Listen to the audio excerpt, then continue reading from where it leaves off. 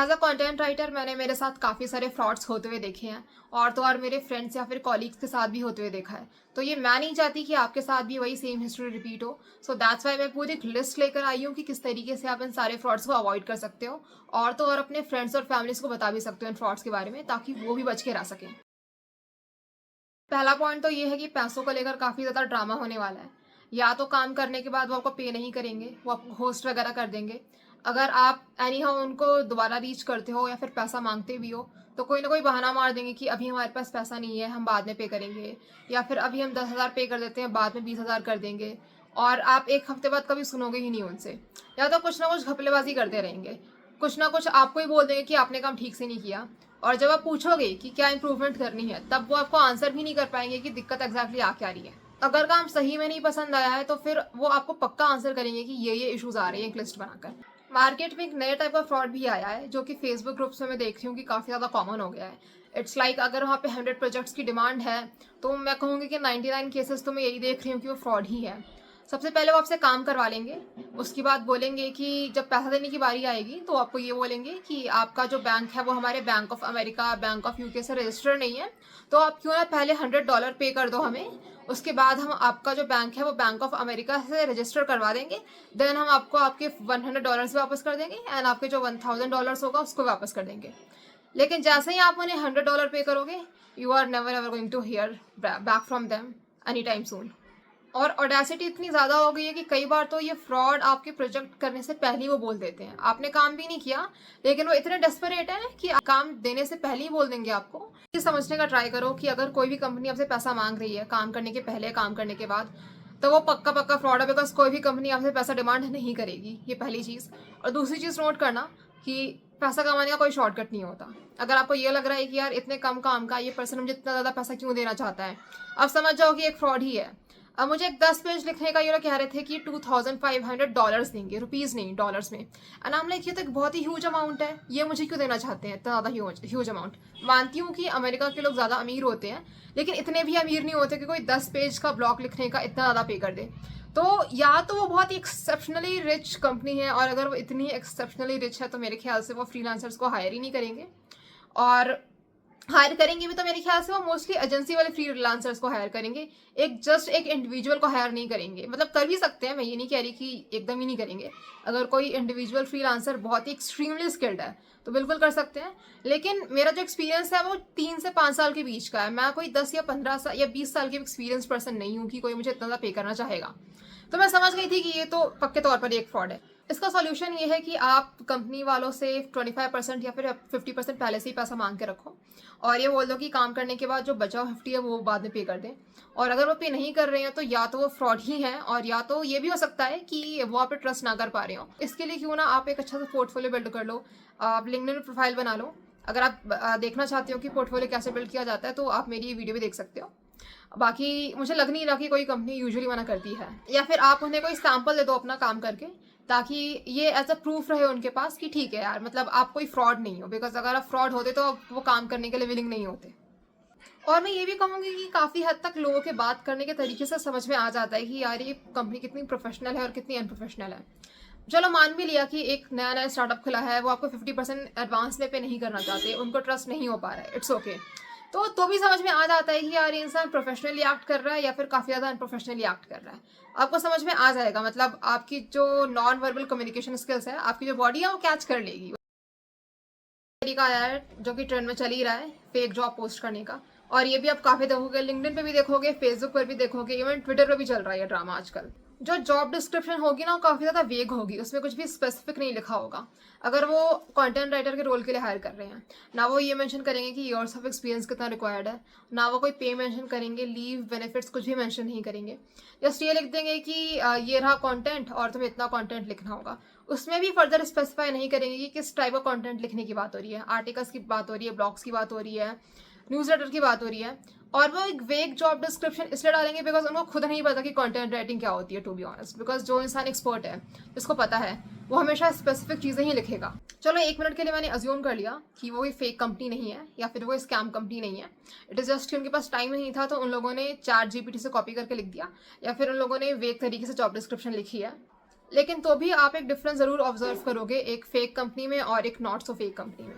Fake company का लोगो display picture काफ़ी ज़्यादा ब्लरी होता है एज़ कम्पेयर टू वो कंपनी जो कि एक रियल कंपनी है, क्योंकि इन फ्रॉडस्टर्स के पास इतने पैसे भी नहीं होते कि वो कुछ हज़ार रुपये दे के ताकि लोगो बनवा ले अपना।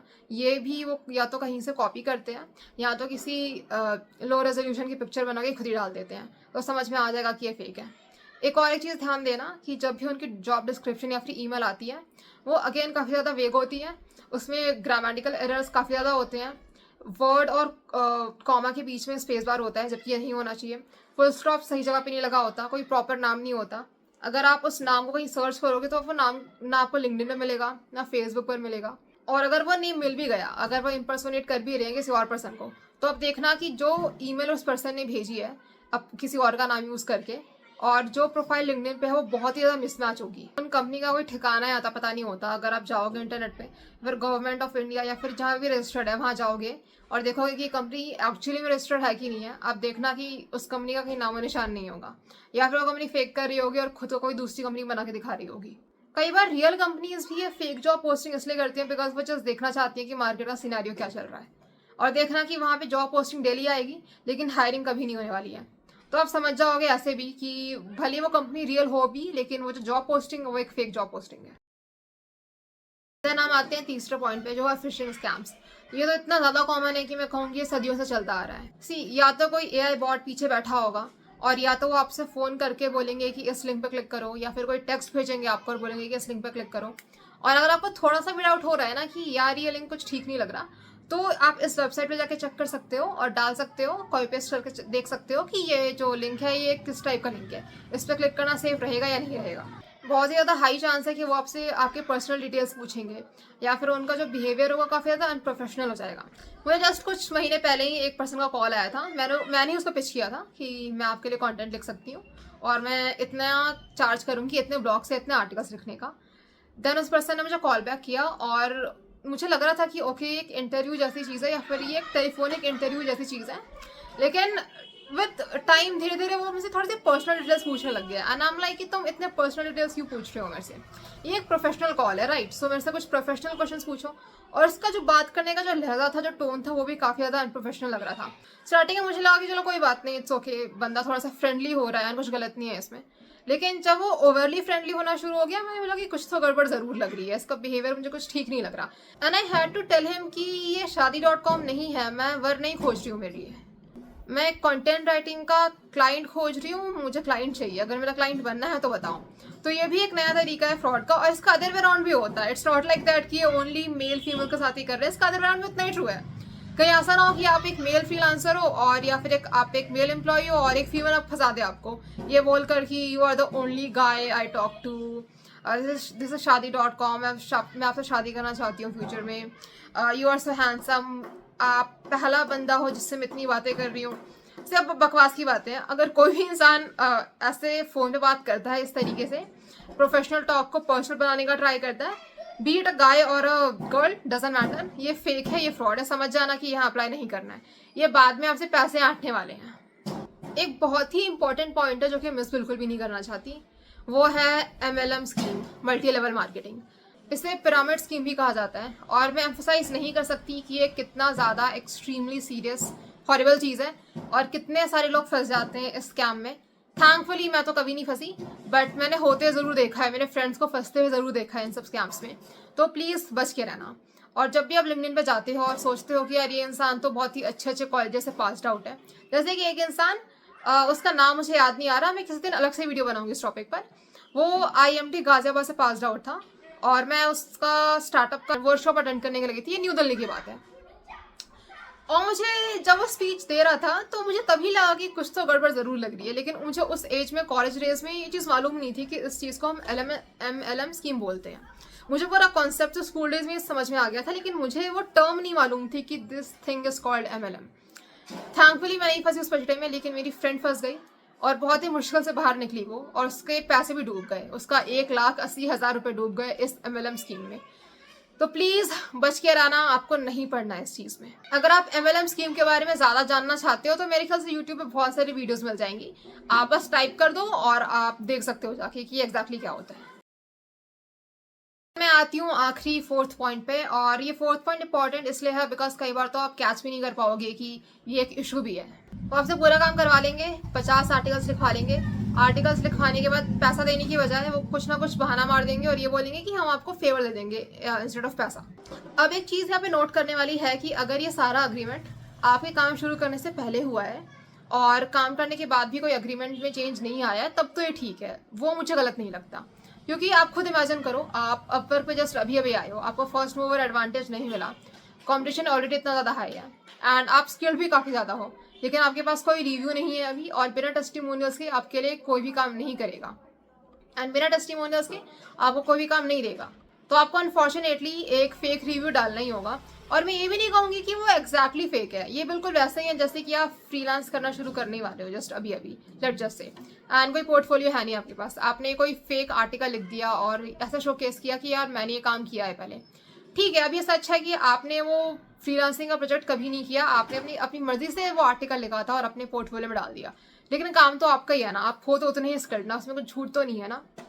और वैसे भी अगर आप इतना ज़्यादा सच बोलोगे तो फिर ऐसा तो आपको कभी क्लाइंट मिलेगा ही नहीं, बिकॉज जॉब के लिए एक्सपीरियंस चाहिए, एक्सपीरियंस के लिए जॉब चाहिए, तो साइकिल कहीं ना कहीं तो ब्रेक करोगे ही ना, आप कहाँ से करोगे। तो अगर ये अग्रीमेंट पहले आपके काम करने के पहले हुआ है कि सामने वाला ये बोल रहा है कि यार मेरे को एक 1000 वर्ड्स का आर्टिकल लिख के दे दो, इसके बदले मैं तुम्हें पैसा नहीं दूंगा लेकिन तुम्हें 5 स्टार का रिव्यू दे दूंगा अगर तुम्हारा आर्टिकल अच्छा हुआ तो ये फेक नहीं कहलाएगा। मैं ये नहीं कहूंगी कि ये एक फ्रॉड है, ये एक फ्रॉड नहीं है। लेकिन अगर उसने प्रॉमिस किया था कि वो आपको 1000 रुपये देगा उसके बदले, और जब पैसा देने की बारी आई तब उस पर्सन ने बोला कि नहीं यार ये काम मैं नहीं करूंगा, मैं उसके बदले में कोई फेवर कर दूंगा। और ऐसा भी नहीं है कि वो इंसान आपसे जस्ट एक क्वेश्चन पूछ रहा है कि क्या तुम्हें अग्रीमेंट चेंज करना है, नहीं ये भी नहीं है, वो इंसान आप पे थोप रहा है कि मैं पैसा नहीं देने वाला, रिव्यू लेना तो ले लो। तो समझ जाना कि ये फ्रॉड है और ये उस इंसान का शुरुआत से ही प्लान था, वो जो अग्रीमेंट साइन करवाए वो फेक अग्रीमेंट। कई बार तो वो आपको इमोशनली ब्लैकमेल करना भी शुरू कर देते हैं कि मेरे परिवार में इसकी डेथ हो गई है, उसकी डेथ हो गई है, मेरे पास पैसे नहीं है, मैं बाद में पे करूंगा। अगर किसी की फैमिली में ऐसा सही में हुआ है तब तो मैं कहूँगी बहुत ही दुखद चीज़ है। लेकिन अगर उस पर्सन की फैमिली में ऐसा हर महीने ही हो रहा है, हर महीने ही उसको कुछ ना कुछ ड्रामा चल रहा है कि इस महीने पैसे नहीं है, उस महीने पैसे नहीं है, समझ जाओ कि यार ये इंसान स्ट्रगल नहीं कर रहा है, ये इंसान जस्ट फेक कर रहा है। बिकॉज जो इंसान स्ट्रगल करता है ना, जो कंपनी स्ट्रगल करती हैं, मैंने देखा है कि वो तुम्हें पहले ही बता देती हैं कि यार थोड़ा सा डिले हो सकता है लेकिन हम इतना तो पे कर ही देंगे, ऐसे करके। एक आखिरी सब पॉइंट में ऐड करना चाहूँगी यहाँ पे, और वो ये है कि कई बार वो आपको फ्रेम भी करते हैं गलत तरीके से। ये डेटा एंट्री जॉब्स में बहुत ज़्यादा कॉमन है। वो आपको पहले बोलेंगे कि हम आपको एक दिन में 15,000 रुपये देंगे, आप आ जाओ ज्वाइन कर लो, लेकिन शर्त ये है कि 90% एक्यूरेसी चाहिए। आप काम करके दे दोगे, फिर बोलेंगे कि यार ये तो 60% एक्यूरेसी ही है, इसमें 90% तो है ही नहीं, आपने लॉस करवा दिया हमारी कंपनी का, अब आपको 1 लाख रुपए हमें रीपे करना होगा। अब सच तो ये है कि काम कुछ था ही नहीं, वो तो बस बकवास थी। सच तो ये है कि कोई एक्यूरेसी की बात ही नहीं है। आप चाहे वो काम एआई से भी क्यों ना करवा लो, दुनिया के सबसे एक्सपेंसिव कंप्यूटर से वो काम क्यों ना करवा लो, अगर एक्यूरेसी 99 भी टच हो जा रही है तो भी कोई ना कोई वो खोट निकाल ही लेंगे कि आपके कारण हमारी कंपनी का इतना लॉस हुआ है। और जब आप प्रूफ मांगोगे उनके पास कोई प्रूफ नहीं होगा, वो अपने ही किसी दोस्त को फेक लॉयर या फिर फेक मैं कहूँगी पुलिस बना देंगे और आपको कॉल करेंगे और बोलेंगे कि इतना रीपे करो वरना हम तुम्हें कोर्ट में ड्रैग करके ले जाएंगे, एंड एक फेक लीगल लेटर बना देंगे। तो मैं कहूँगी डरने की कोई नीड नहीं है, बकवास की बातें हैं, सब फ्रॉड करने के नए नए तरीके आ गए हैं। अगर वो आपको ब्लैकमेल कर रहे हैं तो आप भी उन्हें पलट के ब्लैकमेल कर सकते हो। You can do the same thing, आप भी बोल दो कि मेरे घर में किसी की डेथ हो गई है, मेरे पास भी टाइम या पैसा है नहीं, you can do the same thing, you know, play the reverse Uno card, कोई नहीं रोक रहा आपको। अगर वो एक फेक लीगल नोटिस दे रहे हैं, आप भी एक फेक लीगल नोटिस बना के दे दो, कितना टाइम लग रहा है। अगर उनके पास कैनवा है, उनके पास पीपीटी है, माइक्रोसॉफ्ट वॉटएवर वर्ड है, तो आपके पास भी है, you can do the same shit. अब वो इंसान पहले से ही डरा हुआ है, उसको पता है कि फ्रॉड कर रहा है, वो बस अपना फेक कॉन्फिडेंस दिखा रहा है आपके सामने। अगर आप डर जाओगे तो और डराएगा, तो क्यों ना आप भी वही सेम चीज करो उसके साथ, रफा दफा करो, मामला खत्म। बाकी मैं कहूँगी कि अपनी साइड से कुछ गलत मत करना, अपनी साइड से हमेशा अधिकल ही रहना, क्योंकि आप अगर एक सिंगल पॉइंट भी दे दोगे उसे बोलने का तो इंसान फंसा सकता है आपको। तो प्लीज अवॉइड कर, अपनी साइड से कुछ गलत मत करना। सो बस इतना ही मुझे कहना था, बस इतना ही। नेक्स्ट वीडियो में मिलते हैं, बाय।